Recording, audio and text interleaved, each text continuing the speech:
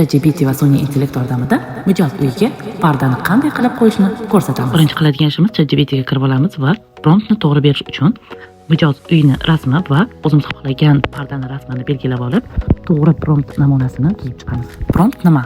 Prompt bu sun'iy intellektda beriladigan aniq va tushunarli buyruq. Qanchalik to'g'ri yozilsa, natija shunchalik zo'r chiqadi. Misol uchun shu xonamizda prompt berilganda aynan truba karnizni qanaqa ranglik bo'lishi va birga bir ko'chirishi aytilib o'tilgan. Qarabsizki, mana pardamiz tayyor. 1-2 daqiqa kutsak bas, o'zimiz xohlagan parda xuddi o'zimiz xohlagandek mijoz xonasiga tushirib berildi. Bir tanishimiz jalyuzi pardani iltimos qilgandilar. Mana shu xonaga hozir jalyuzini rangi bilan moslagan holatda promptni berib yozib ko'ramiz. Hozir shu joyda rasmini chiqarib berishi kerak. ChatGPTda boshida bir kunda 3 marta rasmni sun'iy intellekt orqali siz tasvirlay olishingiz mumkin. Agar bilsangiz, ChatGPT bir kunda 3 marta imkoniyat beradi bu rasmni sun'iy intellekt orqali bajarishimiz uchun. Mana shu xona uchun men qora rangli jalyuzini promptini to'g'ri yozishga harakat qildim, lekin rasmda menga ozgina boshqacharoq qilib chiqarib berdi.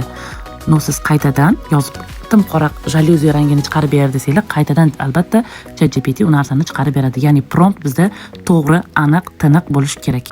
Va men yana 3-chi imkoniyatdan foydalanishga qaror qildim va 3-chi rasmni o'zim xohlagan o'sha mijozim xonasi bilan o'zim xohlagan pardani qo'yib, to'g'ri prompt yozishga harakat qildim va ko'rib turibsizki, namunadagidek birga bir chiqarib berdi. Agar siz shu joyda klassika yo'nalishidagi pardalarni tanlasangiz, albatta detallarini har birini ranglari bilan yozishingiz kerak bo'ladi. Mana pardalarimiz tayyor. Endi mijozimizga bemalol ko'rsatsak bo'ladi. Natija ko'rib turganingizdek, sun'iy intellekt siz bergan buyruq asosida xonani tayyor dizaynda ko'rsatib berdi. Go'yoki parda allaqachon osib qo'yilgandek. Bu bizga nima uchun kerak? Mijozni oldindan natija ko'rsatish va dizayn tanlashda osonlashtirish. Bugungi kunda sun'iy intellekt bu shunchaki trend emas, bu ish quroli. To'g'ri prompt, sun'iy intellekt va zo'r natija. Agar ma'lumotlarimiz foydali bo'lgan bo'lsa, izohlarda o'z fikringizni qoldiring.